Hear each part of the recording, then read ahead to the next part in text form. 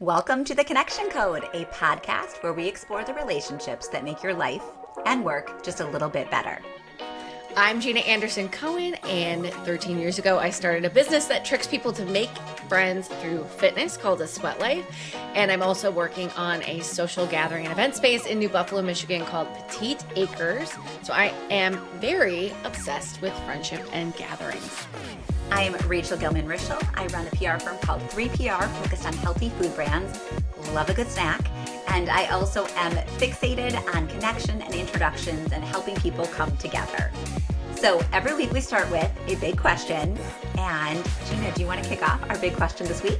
I do. My question this week was really inspired by the guest, Tim Huelskamp, who we'll hear from. And I want to know if a host or a gathering type has ever made you feel extremely welcome. I, first of all, don't think I'm the world's best host, but I love being a guest. And in thinking about how someone does it really well, two things came to mind. One is this idea of the high school cafeteria. So we all have this sense memory of walking in as a new person. I can smell it. To a virtual, or some sort of archetypal high school cafeteria. And you're like, who am I sitting with? Who will welcome me in? Who am I going to talk to? And that moment of holding your tray in complete uncertainty. So if you're going to a gathering and you're not sure who's going to be there or how you fit in, I think the most generous thing and thoughtful thing a host can do is say, this is the event. This is why I want you here. This is who else will be there. This is where you slot in. This is who I'm excited for you to connect with. It's just basically acting as the friend that says, come sit with me and we're gonna have a great time at lunch and you're gonna love these people. And Priya Parker, who we reference repeatedly, who wrote the seminal book, The Art of Gathering, says something that has never left my brain, which is that an event does not start the minute you walk in. An event starts the minute the invitation is received. So as soon as you have been invited and you know that you might go, the event is underway.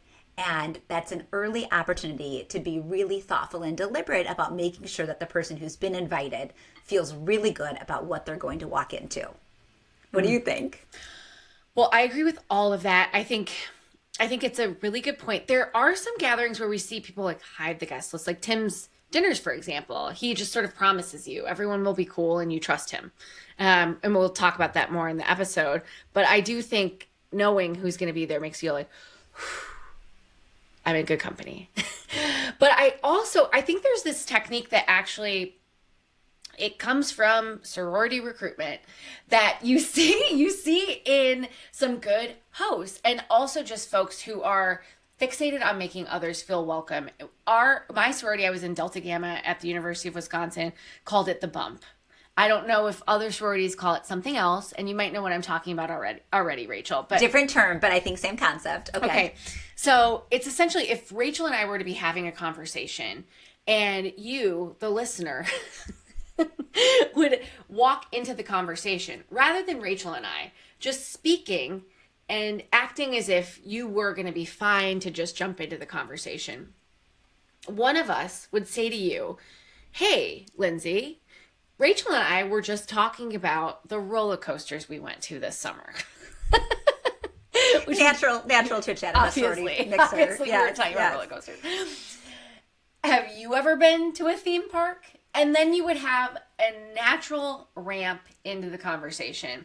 We stole it at A Sweat Life, but you also see it. So Kelly, who you have spoken to me about, who helps to facilitate and organize TEDx here in Chicago, she did that so naturally at Tim's dinners. We'll talk about this again in the episode where he hosts a Jeffersonian curated dinner.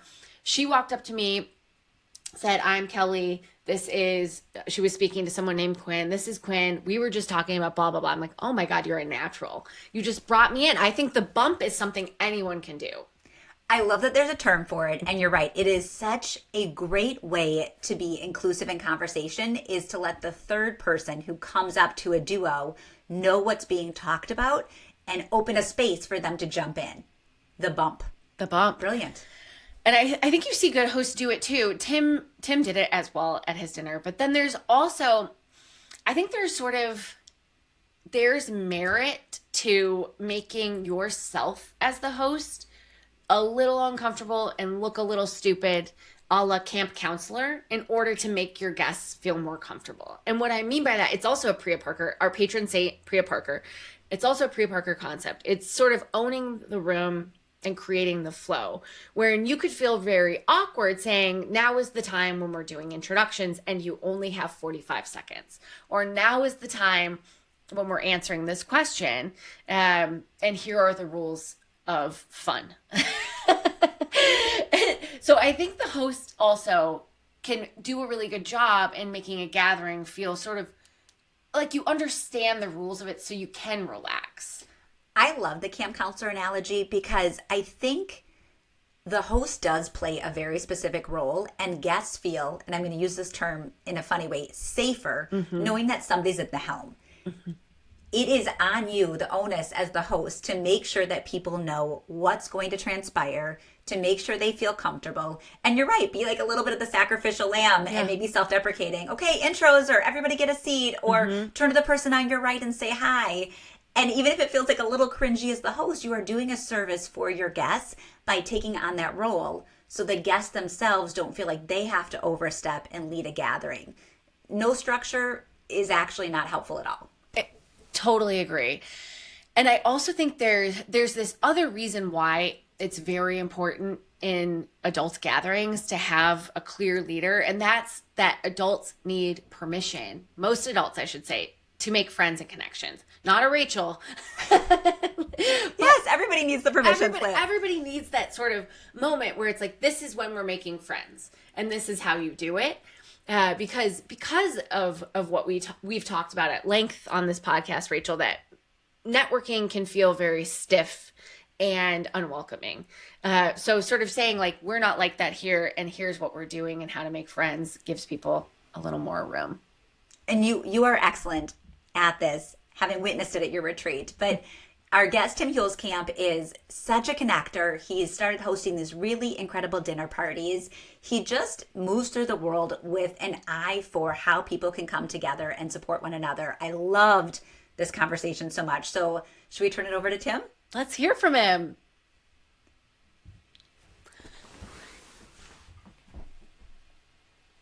Welcome, Tim. Thank you so much for having me. Super honored to be here with you both today. So you are the busiest and have your hands in so many things. And I feel like we should just start by saying all of the things that you have either co-founded or run or do, just to set the stage for why you're a super connector. Oh, thank you. Yeah, it doesn't always feel that way, but it's cool to hear that from you. I think you two are the two busiest people I know. We try. we try to keep it together, I should say. Nice. So yeah, during the day, I'm the co-founder and CEO of 1440. So we're a knowledge company for the intellectually curious. Our core product's a daily newsletter that goes out to 4.5 million Americans that love learning knowledge. We're actually working on like a new vision around, we call it like if Pinterest and Wikipedia had a baby, which is really interesting because we're going from a newsletter provider into like a larger knowledge ecosystem. Part of that as well is we can chat through this later, but we're also trying to figure out how to get people learning from and with each other in offline, like real life. So like right now we're a newsletter and a website. How do we create events where people are learning with each other, learning from each other? Maybe like the University of Chicago has a black holes professor. How do we get 1440 readers to come to that event, learn from each other, be sharing information with each other? So yeah, that's what I do during my days. We're, I think, we're like the fastest growing company in Chicago right now, which we're really proud of. Amazing. And we have a team. Thank you. Yeah. We have a team that we've we invest heavily in. Our big thesis is like if you treat people like royalty, it leads to really great business outcomes as well. So we try to, everyone has equity. We try to pay people well above market. We try to do like really innovative benefits like, body scans and 529 plans for your kids. Like we want to just like invest in the whole, the whole person and really invest in them in the long term, because we're trying to build a business for multiple decades, not just like a flash in the pan that you sell off. We're trying to build this knowledge company for multiple decades. So like the easiest way to do that is have incredible people that love what they do. So we're trying to make it a magnet for talent, which has been really successful so far. I think one of the key metrics there is we do like over $1 million in revenue per employee. There's actually not that many companies that do that. And because we have such smart, thoughtful people, we can really, we can lean into our business model as well, but none of it works if you don't treat your employees like royalty. This is why we love Tim, for one of many reasons. But for anybody listening who's hearing about this royalty play, are you hiring? Good question. We're always hiring, and we love talking to people and thinking like long term as well. So even if it's not a role right now, we want to like meet you and get to know the people and create a relationship with them, and then hopefully something can happen in the future. For future kings and queens. If you don't start calling people Your Majesty at work, honestly, I don't know what you're doing. Okay, so it's so interesting because you're operating in this tech space, but you care very deeply about people. Like you hear, not that those two can't live together, but we're not hearing a lot of stories these days about those two living together.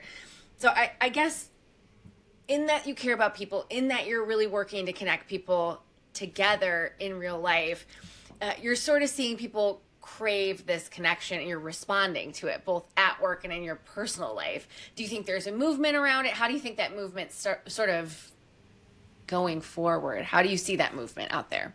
Yeah, it's crazy. I think like post-COVID, and then also just with, I think all these AI tools, I think it's making people realize more and more that, first of all, the AI tools are absolutely incredible, what you can do with them. And, hopefully that cures cancer one day. And like, it's going to be some awesome, just technological advancement for society, I think. But I think it also means like people are craving more in real life experiences. I think we're seeing it. So as I said, like with 1440, we're trying to figure out like, how do we do this in a way that actually like adds meaningful connection to our readers and like allows them to get to know each other, learn from each other. We actually hosted we had our team offsite last week in Santa Barbara, California, which is beautiful, beautiful place. Fun fact, Conan O'Brien walked by. I tried to get him to come in and he was like, sorry, I can't touch anything like news or knowledge related, but he took a picture with us, but I tried so hard to get him in there. But anyway, so we actually had our first reader meetup, which we've never done before. So we invited everyone in the Santa Barbara MSA to come meet us. And we were a little nervous because we'd never done one before. And it was just really amazing. We had 30 people show up. And it's exactly the folks that we talk about, like our intellectually curious readers that want to be healthy, wealthy, and wise. So like we got them all in the room together. Is that Benjamin Franklin? It is. Yeah.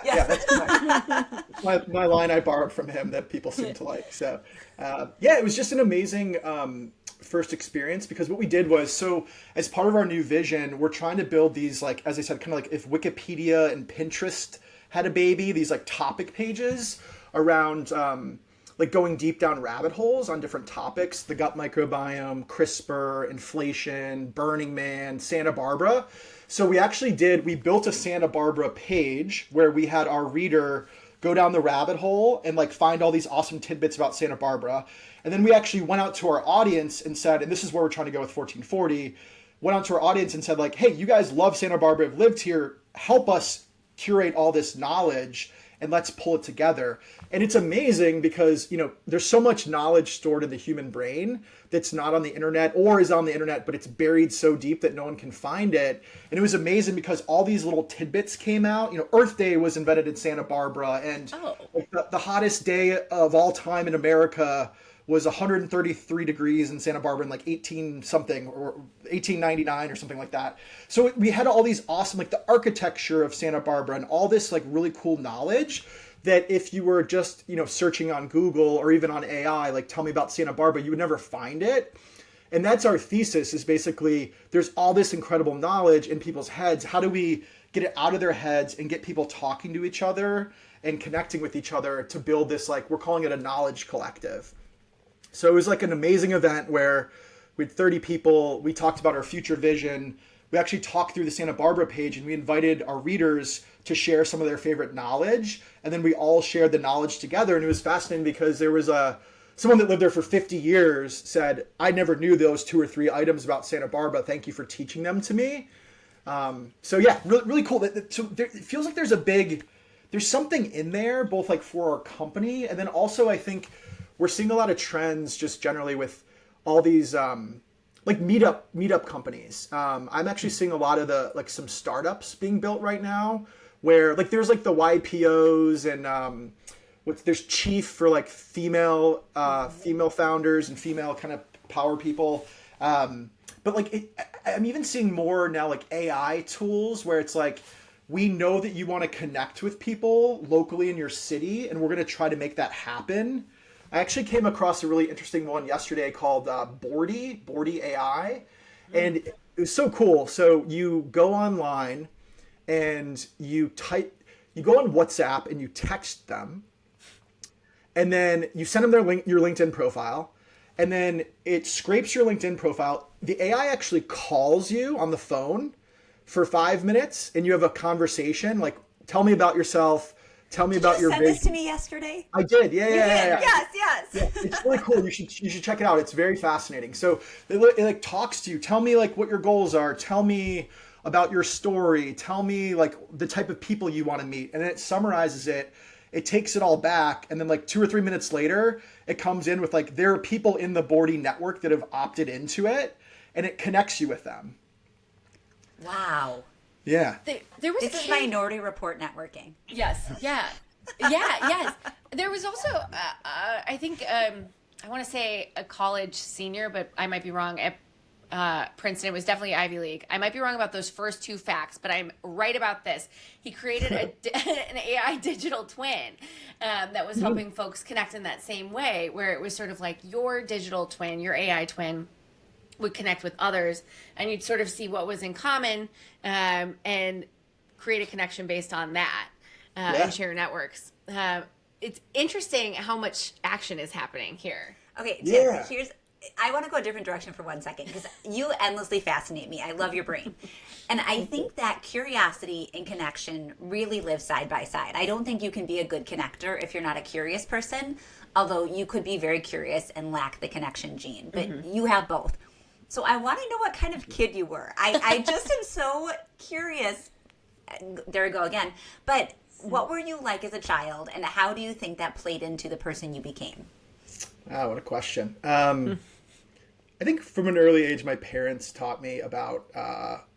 So my dad is an amazing human, and he's like probably the most talkative person. If you sat next to him on an airplane, you'd either love him or hate him. He's one of those guys. He just deeply enjoys meeting people and building connections with people and learning from folks. And he was in like medical device sales his whole life, so he traveled all around the United States. And it's uncanny. He can literally go up to someone and say like, "Oh, where are you from?" And he like knows the hospital you were born in. Like, were you born in St. Vincent Hospital in Akron, Ohio? Because he's been to every hospital in America. And it like just instantly creates a connection with people. And I always admire that about him. And as I get older, I realize more and more that like what he's doing there is like trying to instantly create a connection with people and get to know them and like understand them. And I think what I've learned as I've gotten older is I've adopted that strategy from him as well. It's like one of my first, like, where are you from? Because you can instantly talk about, the food culture or like an experience you had with that in that city or that place. And it shows that you're like open and want to learn and you understand their perspective and their POV, even if it's like you had Skyline Chili in Cincinnati, like even stuff like that. It's like, you know them. So yeah, I think like from an early age, my dad, like I saw him do that all the time. And I don't know if I appreciated it as much until I got like into my late 20s or 30s when I realized how much of an asset it was.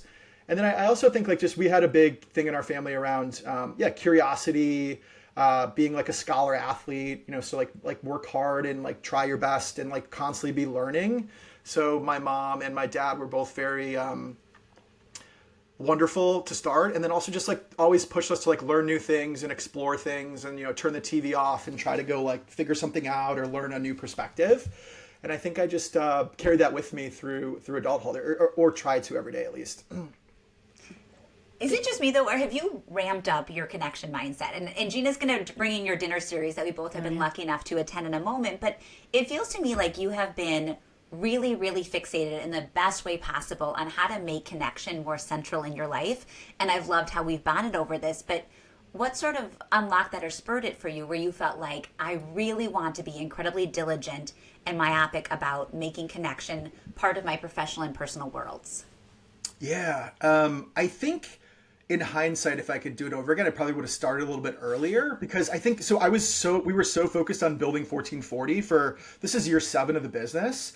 and we like, there's so much to do. And we had, I think 4 employees get to 10 million in revenue. So like we were doing a lot. But I think I realized about 2 years ago, like Rachel, when you and I started talking, was I've been so heads down that I've actually like not invested in my network like I should have. I was in the private equity world for about a decade before this. And I think when I was in the private equity world, I did a great job at networking and meeting people and like going out of my way to build my network. But then what I realized is I moved from the private equity world down to like the media startup world. And there's some tangential coverage, but a lot of it's like a totally new city, a totally new industry. So I kind of came into the media worlds and didn't know that many people. And I think like as we build the company, one of the things I'm learning is just people having awareness about what you're building and why you're building it is like wildly important and like wildly valuable to your company.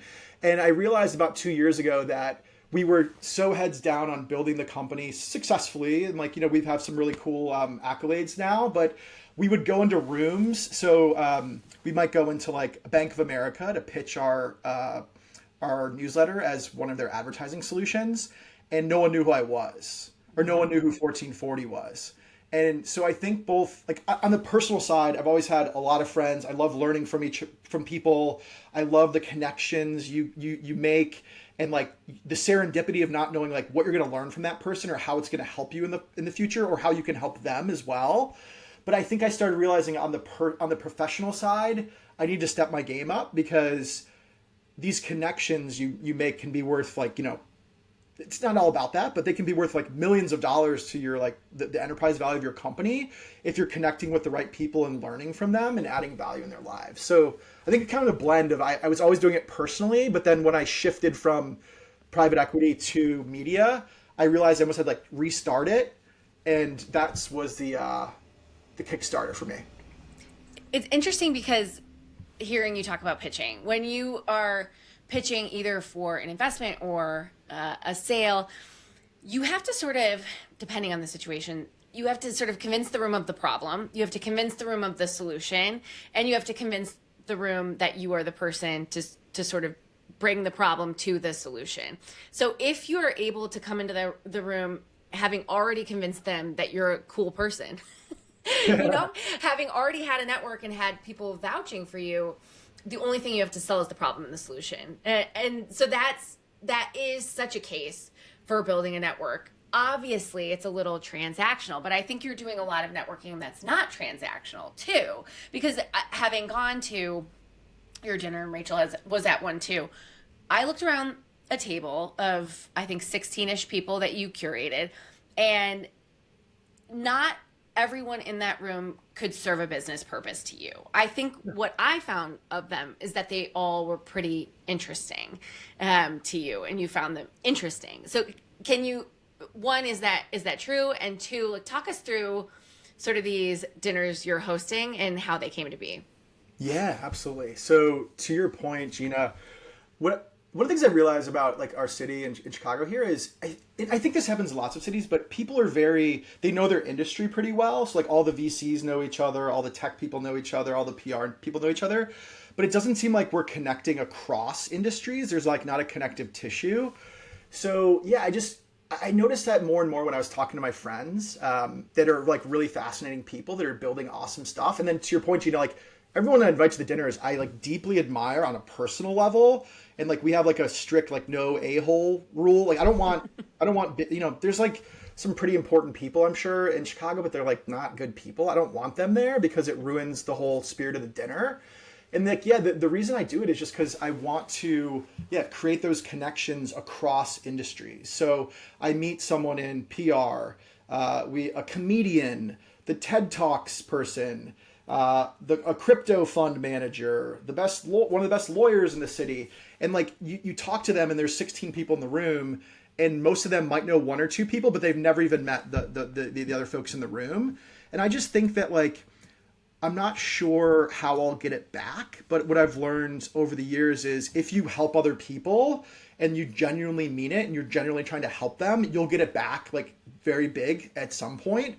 And I think that's like my long-term thing, because I know I'll get it back, but it's not about that for me. I just like genuinely enjoy connecting people. And then like when if they close the loop, Rachel and Gina, they come back to you and say like, wow, I just had this incredible conversation that I never would have had. And like, you made that happen. Thank you so much for like doing that for me, excuse me. So yeah, I think it's just like a combination of making sure that you can, I mean, it's a really special opportunity if you can connect someone like that. And like, I think you also stay top of mind with people, and then like, they want to help you in return. And then you start doing that. And then you start, it's been amazing. Like I get invited to incredible podcasts like this, or like speaking on a book series or these other dinner series as well, because of these things. And it's like, Tim genuinely wants to help others and is helping me. So I'm going to return the favor. And it just kind of compounds on top of itself. Tim, I think you are, and I don't know if you've heard this term before, but I feel like you're a business mensch. And the idea of a mensch is doing something for others without expecting something in return.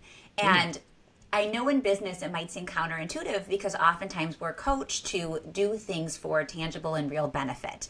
But I think the highest form of connection and even networking is to show up for other people and give better than you get.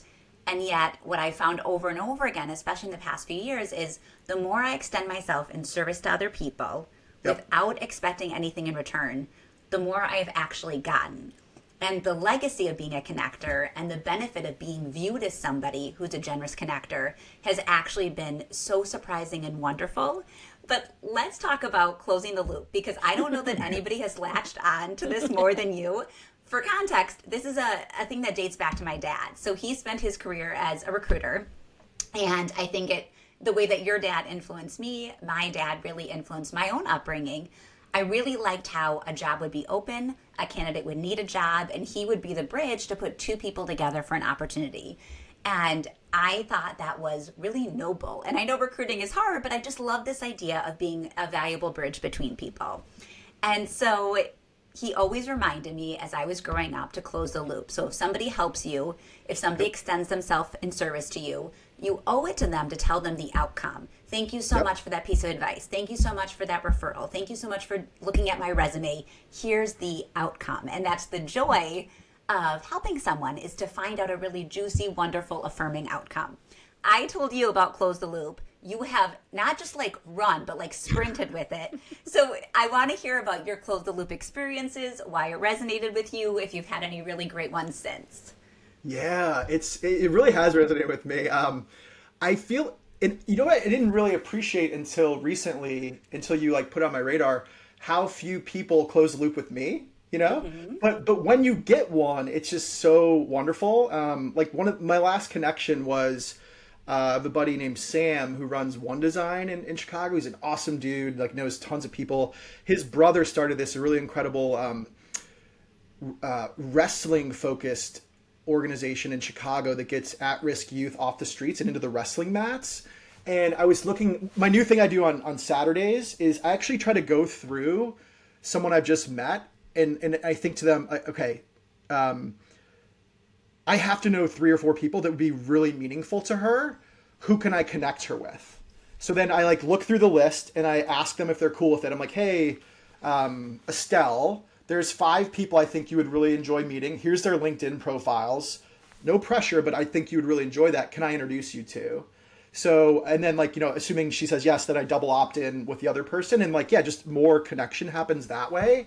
To go back to the wrestling story. So I have a buddy who's out in, outside of Kansas City, in one of the suburbs. And he has a very similar organization that does wrestling he was a former like state champion wrestling coach. And I was like, wait a minute, how did I not put those two together? But like through that thing where I looked at Ben and then I looked through my things, oh my God, that's such a natural connection. I connected them. And then to talk about the joy of closing the loop, like I just got a text from him a couple days ago.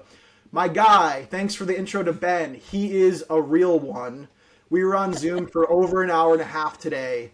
It's an amazing organization I plan to support. So like you get that joy back, right?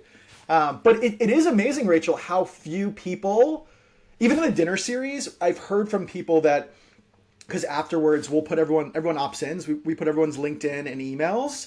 And I've heard that like after the first dinner, like a couple people met with like 7 or 8 people for coffee. Oh my gosh. But I never knew, outside of Rachel and maybe one other person, no one ever told me that. Right. So like I was connecting all these people, but I never really knew that. And then I would run into them at, at a Friday night thing, and they're like, oh, by the way, I met Andrew. He's amazing. And I was like, oh, cool. That's really cool. No one, you didn't tell me that. So it's been amazing how few people actually do that. And I think it's really powerful. And also like to use it as a thank you. What I try to do is I snooze, like in Gmail, like if the connection happens, I try to snooze it out 2 weeks or like post a day after the connection event. So I remember to thank the person.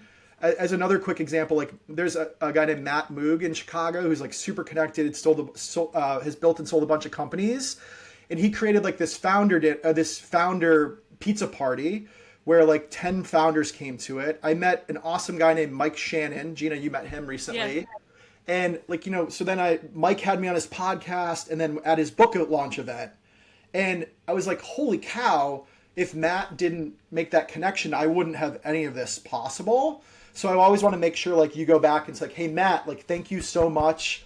This is like the outcome of what happened that wouldn't have happened without your putting it together. Like, thank you. And I think like not only is it the right thing to do, but then also it's going to reinforce that Tim values my time. Tim values my like the connections I'm making for him. I'm going to make further connections for him as well. I'm going to soapbox this for a moment because I could not agree more. First of all, let me commend you for being so deliberate that on a Saturday, you are thinking through introductions that you can make on behalf of new contacts. That is the menschiest, nicest, most generous form of being a connector. I love that. And I think I might be sitting on an email from you where you offered me some people and I owe you a response. But this really speaks to how you operate in the world. The soapbox thing is, I wouldn't have known about closing the loop if I didn't have a dad who literally embedded that lesson, and I respected and listened to my dad. So I don't expect people to intuitively know to close the loop. But that's why I think talking about it and sharing it is really, really important, because once you see it, you'll never unsee it. And all of a sudden you'll think, I wouldn't know that person. Yes. I wouldn't have gotten that interview. I wouldn't have had that information. I wouldn't have been invited in that room if so-and-so didn't bring me up or think of me or put my name forward. So once you have this epiphany, if you will, about the value of closing the loop, it's really game changing. And then you can be part of what I call a circle of gratitude. So every time something good happens through these connections, you have an opportunity to go back around and say thank you, or somebody can express their gratitude to you. And what it does is I feel like it strengthens the circle. So everybody's more invested in each other. So my most recent example is Kevin Baim, who is on this podcast, who's the co-founder of Boca, has a memoir coming out in November. And I said, I love this bookstore near my house called 3 Avenues. I think that you should talk to the bookstore about doing an event together, because they had Chef Lee Wolin's cookbook there. They do a really nice job with events. So I connected Jordan from 3 Avenues with Kevin from Boca, and then I just let it be. I hope that they connected, but I didn't hear from anybody for a bit. And then Kevin called me yesterday and he goes, Jordan's amazing. We're going to do something together. And I was like, yes. And then I texted Jordan. She goes, Kevin's so great. He's coming in on Thursday. So after we wrap up, I'm going to pop over to the bookstore and say hi to both of them, give some hugs, and depart. But I told Kevin, I want to thank you for closing the loop, because you can't chase down every introduction you make. And you hope that they're off to the races. And maybe once in a while, if it's really high value or significant, you'll reinsert yourself. But the best feeling is to know that you took the time to be mindful, put people together for a greater purpose, and then they come back to tell you, thank you so much, it's working out, and here's what that looks like. So I feel like you're probably going through close the loop iterations on a daily basis now. Yeah, I try to think about it every day, but I also like, I use like the Gmail snooze thing pretty well, like where I just snooze it out and then. Hot tip. Yeah, I've noticed like, so on Saturday mornings is like my networking time. And I try to do like, LinkedIn and like make it more of like a machine, like who the couple people I just met that I can connect people with. So I try to use like a weekly cadence to do it as well. I love that. There was actually a moment, Rachel, where I texted you this, but I think it deserves a second on the pod. But there was a moment at the dinner this week that Tim was hosting where I think it was your brother who was talking about how good it feels when someone a year or so later lets them know how an introduction went. And Tim and I made eye contact and we both mouthed close the loop. And because I think to your point, Rachel, like once you know about it, you're obsessed with it. Yes. And you're obsessed with it in a way of sort of just like wanting to tell others about how it makes you feel. Yeah. But I do want to go back to one other thing about your dinner, which is the way you maybe very thoughtfully and maybe just very organically make people feel welcome. So top to bottom, I think the dinner you host, the Jeffersonian dinner you host or Jeffersonian style, I should say, is very friendly. People walk in and feel like they're in a room of like-minded souls. They are sort of seated and then reseated. So, it's not a question of, can I sit there? It's more a question of how long will I be sitting there?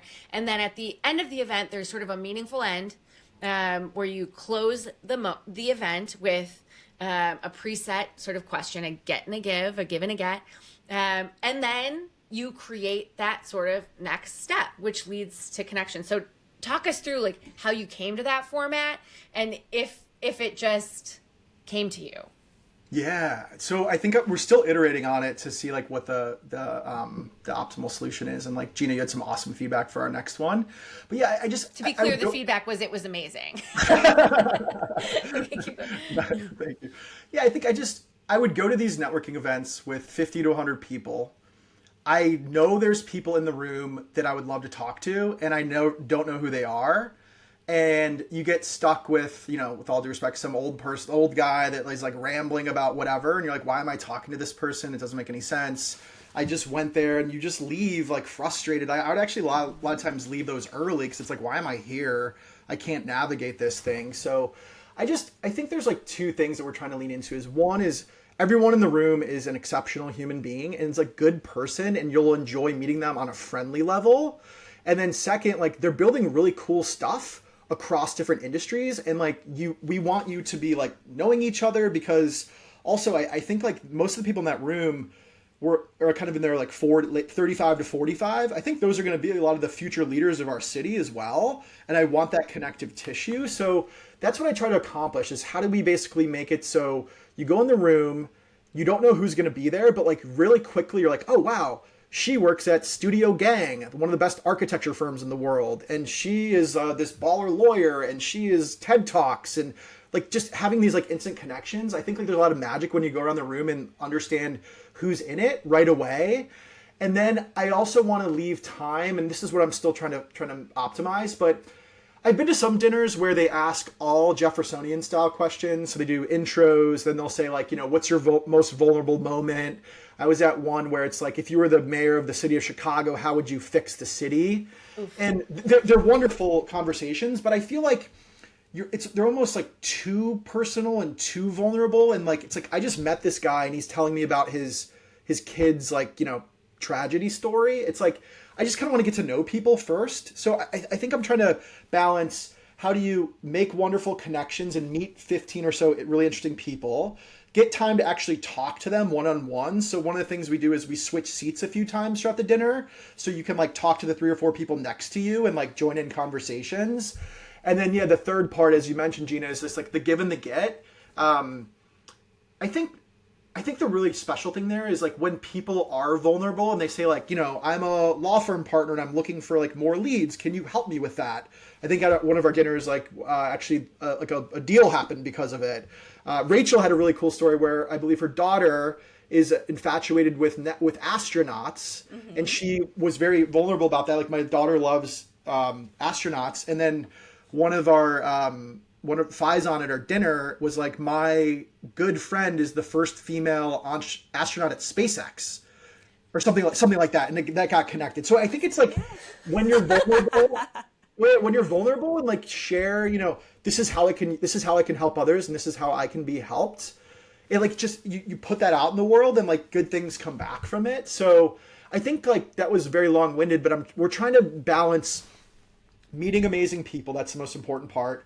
Meeting people that can like help you, and then like actually sharing with each other how we can help each other. Because like the whole point of this thing is just to have people meet each other, help each other in the long term. And we're trying to create an environment where that happens, not at scale, but like rapidly, where you leave that and you're like, I just met 15 amazing people that like I want to be friends with, mm-hmm. and also like I can like learn from, and there's a takeaway from it as well. Tim, I have to give you a compliment. I mean, we have both been, as I said, lucky to be at these dinners, made some great connections. And I think what makes you a really good host and what people could replicate if they wanted to do something like this is starting with a very curated guest list. Totally. Yep. So when you emailed me and said, do you want to come to this dinner? And I knew exactly no one that I thought was going to be in the room.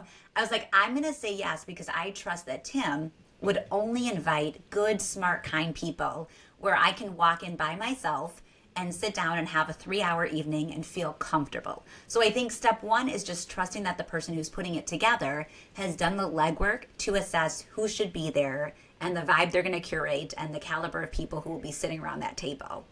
And then I think there is a temptation, and I'm guilty of this too, to posture a little bit when you're sitting with strangers, to want to sort of share your bona fides or present yourself in a certain way. But I also feel like in letting there be some levity and self-deprecating humor, people were able to, you know what I mean? Say, I'm here because I've done these things and, you know, I have these achievements in my career history. However, also having a little bit of humanity and being able to laugh at oneself or just like take it down. I think humor is such a critical element to helping people bond quickly and to feel like you don't have to just present the most perfect version of yourself. And as our dinner went along, I thought that progressively became more central. And then with the give and the ask, I loved that. But as I was listening, I was like, you know what's most helpful is the gift of specificity. Mm-hmm. So if somebody's like, I'd love to meet more good people in my industry, or I'd love to hear about these kind of leads in my industry, I'm like, oh, too broad. I don't know how to help you. But I challenged myself to do this. And I said, I have a daughter who's obsessed with NASA and becoming an astronaut. This is a bit of a weird one, but if anybody has NASA or space related connections, my daughter would really love to learn more and to be connected to people she can look up to. And 3 people raised their hands and came back to me. And I'm like, this was so niche. And yet a third of the room was able to help. Or I'm sorry, a fifth of the room was able to help. Fractions. Not fractions. But I was like, I think when you ask for something with specificity, maybe a little heart behind it, people are ready to rally and be supportive. So I think you have sort of this magician's touch and you're really off to the races with these events, but it's because you do so much good work to make sure that the rooms are positioned to thrive. Thank you. I really appreciate that. That's like what I try to do and make sure everyone in the room is just a wonderful human. So that means the world to me that you said that. It also feels like there's a business in there somewhere, like this not only closing the loop, but this, you know, imagine if everyone shared with specificity, like how you could help each other, like on LinkedIn or something. And like, imagine if the whole city of Chicago knew that, Rachel, like how many people could help you with that. But it's like they're not all being connected somehow. It feels like there's something in there.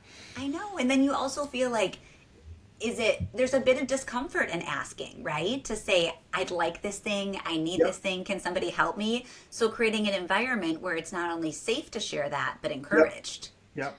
But people love helping though. That's the thing. Like, right. It's such a privilege to help others. For most people anyway. Yeah. They just need to know how.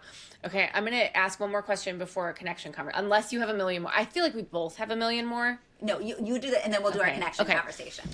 I want to ask you 1,000 more questions, but I think just on this topic, I'm going to pack 2 questions in one. Okay. So I want to know, back to 1440, I want to know sort of how you're taking everything you're learning from these Jeffersonian dinners, from that experiment in Santa Barbara, and from what you're seeing in the connection space. What do you see as the future there? And any advice you would give to anyone trying to be more meaningful in their gatherings? So on the first one, I'm not totally sure yet. One of the best parts about company building is like the search for product market fit. And I can feel it in there, but we're not exactly sure what it looks like yet. I think we're going to do like regional, like city-based knowledge collectives. So, you know, in Chicago, you can come together and once a month and learn some interesting thing and bring partners in, like I said, like University of Chicago and like a black hole specialist. I think also there'd be like, you know, the media knowledge collective and the PR knowledge collect. Like we have 4.5 million readers and they're all really smart and they're like in all these industries. So we're not totally sure yet, but there's something in there, and we just have to keep going and figuring it out. So that was like the most non-answer of all time. Great. But no, they're called curiosity clubs, Yeah. and then people can join them. Yeah, there you go. Exactly. Yeah. So Yeah. there's something in there. We just haven't. We're still trying to figure it out. Rachel named it. It's that. There we go. The Curiosity Club. That's amazing. And they get a T-shirt and a visor and maybe Yeah, a clipboard. Probably a backpack. Oh, for sure, a backpack. Yeah. Trapper keeper. Nice. And then Okay, the second question. The second one was what again? Sorry. That's fine. I tried Advice. to sneak a second question in. Advice for anyone trying to connect more meaningfully. Yeah, I think it's think what we've said. Think deeply about the quality of the person that you're connecting people to, because like at the first dinner, actually, I thought about this, and like Gina, I didn't know you at the time, and thank you, like Rachel connected me to you, but I thought to myself, like, if I'm kicking this series off, this first dinner is like very, very high stakes. Like if this doesn't go well, this is not going to work. So I literally tried to think of like, who are my most favorite human people that will like be really wonderful at this dinner, so I can like prove out a concept of it and then hopefully replicate it. So like, not to be weird, but it wasn't a coincidence, Rachel, that you were in that room, right? Because like I knew you would crush in there, and like just people would be like, oh my God, I love Rachel and she's so helpful and she's wonderful and smart and everything. So I think like it just gets back to quality, I think, right? So like even if you only introduce one or two people a year, how do you make it like so that person's like friendly and kind and smart and helpful and wonderful?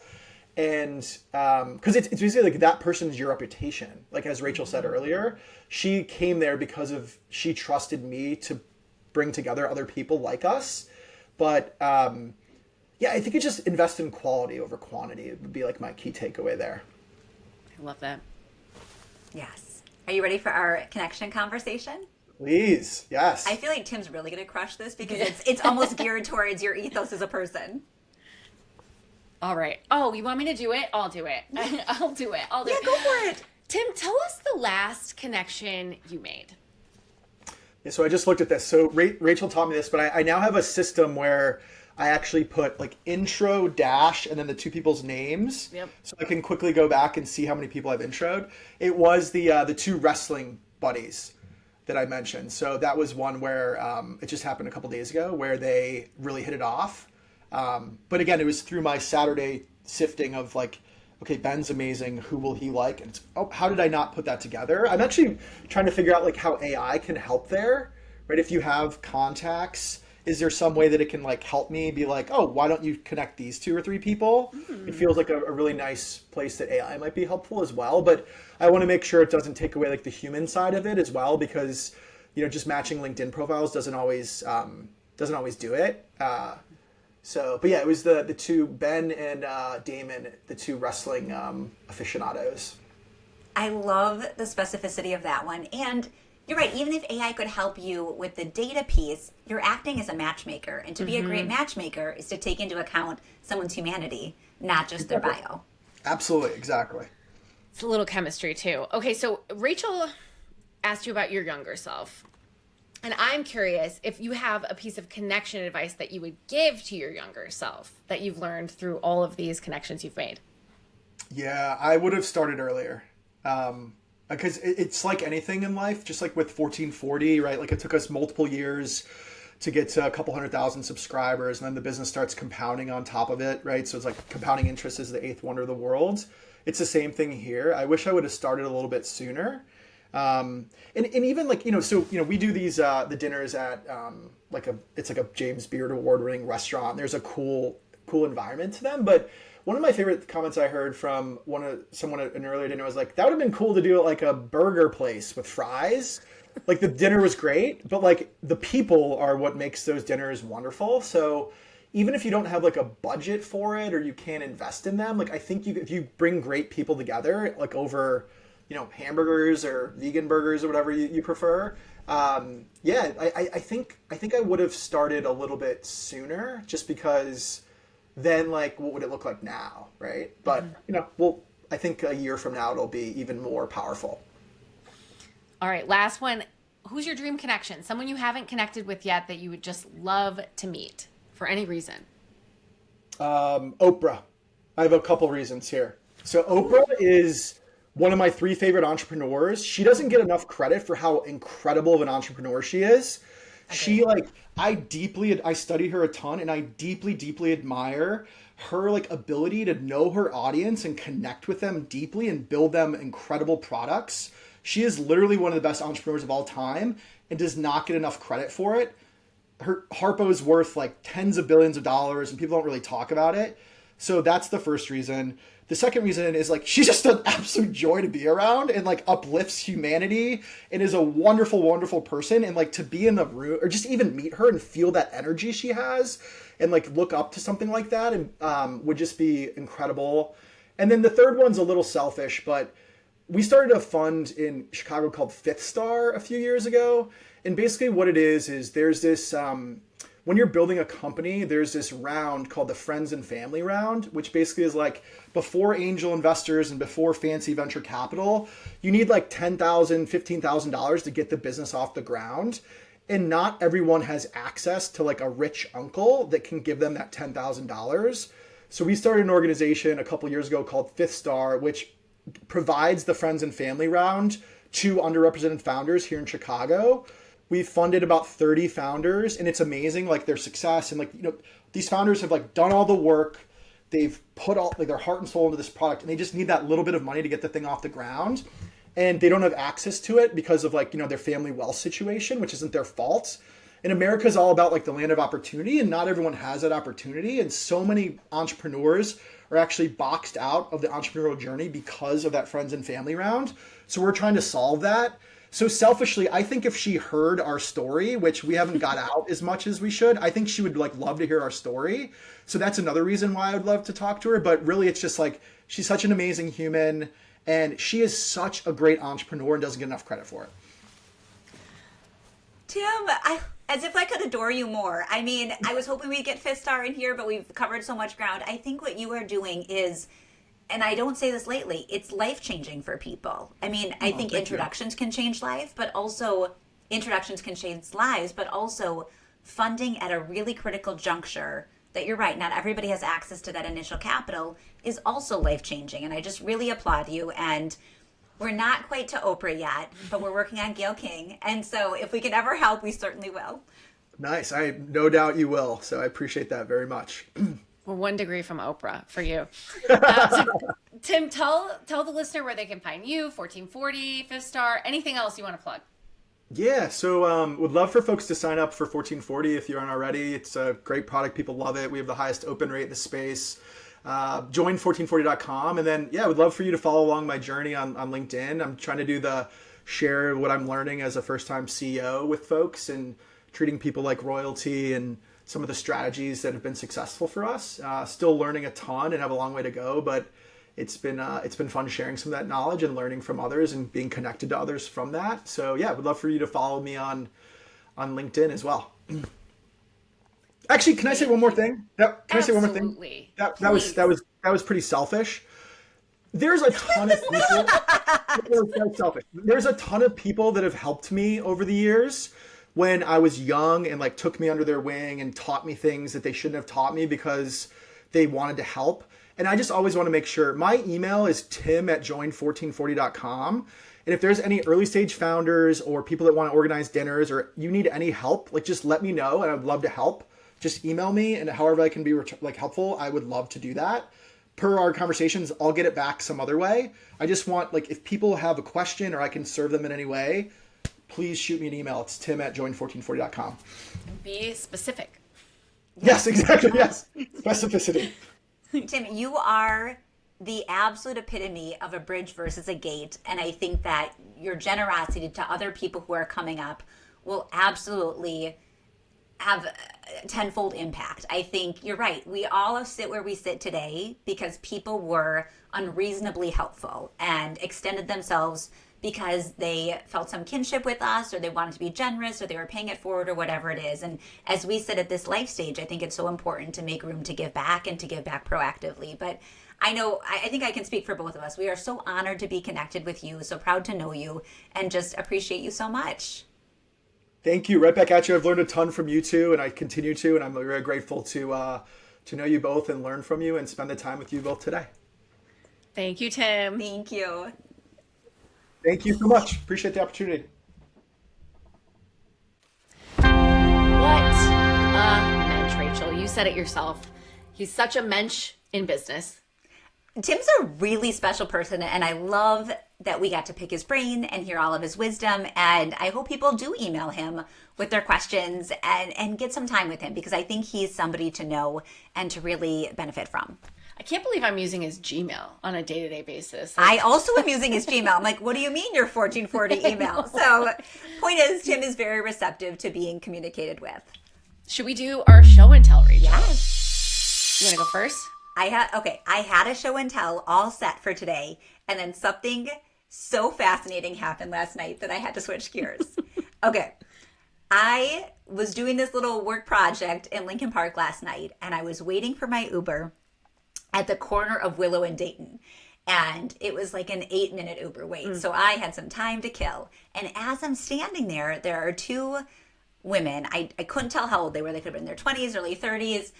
And they are having a really impassioned discussion about work. And one woman is saying how little she's enjoying her job and how she wants to do something else. And her friend is brainstorming so heavily of what she could do. She's like, you're so good at sales. You're so good at schmoozing. You could do this. You could do that. They're talking about pharma sales and how to get out of the house and how to not have a 9-to-5 that feels soul draining. I mean, I'm trying so hard not to eavesdrop, but I am standing right there, and this conversation is so interesting to me. And I also love the dynamic between them. So I look up from my phone and I catch eyes with one of the women and I smile and I said, I'm so sorry, I'm not trying to listen to your conversation, but you're being such a good friend and you're trying so hard to help. And they laugh. And the girl who's struggling with her work situation said, what's your job? And I said, I run my own PR business. I focus on healthy food brands. And she goes, oh, that's so funny. I used to work for RX Bar. And I said, I used to do PR for RX Bar. And Wait, then you did? Yes. RX Bar was my first retainer client of this agency. I bet we overlap there too. Okay, keep going. So thank you, Megan Marshall. Mm-hmm. So as the Uber's pulling up, we figure out 2 more quick connections. And she's like, I'd love to talk to you. And I'm like, I'm happy to talk. Here's my name. Find me on LinkedIn. So by the time I made it home from my Uber ride, she had added me on LinkedIn. And by the time I went to bed, she sent me a really nice LinkedIn note asking if we could grab coffee or have a conversation and talk about her job search. And this was literally street corner connection. And I loved it. It was the most kismet thing that I happened to be standing there as they were having this moment. I don't know how helpful I can be. I don't know what will come of it. But we were all game for an impromptu networking moment, and she followed through, and I'm happy to meet her there, and we'll see what comes of it. I'm obsessed with this, Rachel. I demand an update next time we talk. I will close the loop. Okay, thank you. So I'm going to change my show and tell. Right now, you're going to change it? Yeah, right now, okay. Because actually, well, I brought 2 sort of like meaty sciencey things, and they're great, and I'll bring them to a future week. The nuts and bolts of them are continue, please, connecting with people who aren't exactly like you, but Rachel, you had shared, so Rachel and I prepare a document to get ready for this podcast because we aren't lunatics. We want to have a conversation with rules. and I cheated. I looked at your show and tell ahead of time because you shared that you'd said something on LinkedIn about Shira. Yes. And it was a cute conversation. I loved it. Okay, I'm not going to take it away from you in case you want to use it in the future. But you essentially said Shira got the feedback that she talks too much in class. Ridiculous. And you asked people to chime in with what they were doing now if they got that feedback. Go ahead. No, this is your show and tell moment. But I'm also taking your. So the reason why I'm sharing all of this is because I poked into your comments to be like, what are people saying, and who are the people who are saying it? And I saw Steve Dolinsky in your comments. Steve Dolinsky, we love his knowledge of food and how he pops around. And I had this flashback to 2009 when Steve Dolinsky on Twitter, I'm a starving intern at this point, like literally and figuratively, working in this closet at Edelman's Burson, whatever they called it. It was Strategy One at the moment. Working from 5 a.m. to 1 p.m. every day of my life. And he posted to Twitter, because at this point, I think he had, when we were on Twitter, he had 900 followers. He posted, "My 1,000th follower, I will take you out to dinner." And so we, as an intern room, were like, we're getting a free dinner out of this. One of us in this room is getting a dinner out of this. And so we watched the numbers tick up. And at $9.99, I looked at my friend Marcella and I was like, or at $9.98, I said, "Marcella, can you follow him?" And she did. And right after I followed him. And then I DM'd him and I was like, "I'm your 1,000th follower. I'd like to collect my dinner." And so dying. I love this so much. And so I'm 23 at this point. He obliged. And then I quickly realized I'd opted into a dinner with a man I did not know. And so I went, "Can I bring Marcella?" She was $9.98. And he obliged. And so Steve Dolinsky. Wait, where did you go to dinner? Avec. Oh, which ironically is where I went to Tim's dinner. Yes, exactly. Okay. So Steve Dolinsky takes us to Avec, and he lovingly shares his knowledge of the menu. He picked the restaurant, shares his knowledge of the menu, basically like hand selects everything we ate together, and just like poured over the food with stories and why he loved it. And it was just like, it's such a fun memory of being 23 and having someone like keep their promise. Okay, there's so much wrapped up in this. Yeah. I love that you went for it strategically. Yeah. And to go back a tiny bit, yes, my daughter Shira got in trouble at theater camp for being too talkative and she had to go in the hallway. And so I shared that I too was the kid that got sent to the hallway a lot for being a chatterbox. And I was curious if other people were told as children that they had too much to say, and also what career came out of that. So I was shocked to see how many people raised their hand to essentially say, "This was me, I was that kid, and today I am a broadcaster or a PR person or some sort of comms professional, and talking is my livelihood." Steve Dolinsky did pop in, and I'm going to take this moment to say that Steve, as Tim was talking about people who show up for you, Steve has been very good to me over the years, and I actually just want to say thank you. We've done a number of things with different clients of mine. He has been a reader at my Between Bites events, which are all about food storytelling and raising money for charity. I've gone out to eat with Steve. We had one, Me too. One crazy evening where we both got stranded on public transportation, and I was so stressed about making it home to relieve my nanny, and he was helping me navigate different corridors of Chicago in terrible weather so I could get home to my literal babies at the time. So thank you, Steve, for all that. But I love to hear that he came through and gave you this beautiful experience and was really generous and thoughtful about it. And also, I love your moxie. I do. Connections don't happen by accident. Connections happen when you put yourself out there. So really, this became a love letter to Steve Dolinsky. And Tim Huelskamp. Yeah, and Tim Huelskamp. And girls who talk too much. Yeah. We should have Steve on. We could have Steve on. Oh, I'd love to have Steve on the podcast. I mean, do you have any other show and tells we should throw in the hopper? All I'll say is to the women who were told when they were growing up that they talked too much or had too much to say or had to go in the hallway, or as Shira was sentenced to, the isolation mat. Ridiculous. I think that spirit is going to inform and shape your adult years in such a beneficial way. Do not squash it. We should just teach those young girls to start saying, "Don't ruin my sparkle." Well, this has been another episode of The Connection Code, a podcast about connections, friendship, networking, everything in between. It is created by two friends, Rachel Gilman-Rischel, and I'm going to start that over. What? Why? Marbles in my mouth. This has been another episode of The Connection Code, a podcast about friendship, connection, networking, and everything in between. It's a production of two friends, Rachel Gilman-Rischel and Gina Anderson-Cohen. And we'd love to hear from you, friends. If you are listening to this or watching this, Amy, send us a note, a DM, or follow us on LinkedIn. We use our full names on all of those channels. Thank you to Tim Huelskamp for being a guest today, and thanks to Ben Cleaver for editing. Thank you. Thank you. Bye-bye.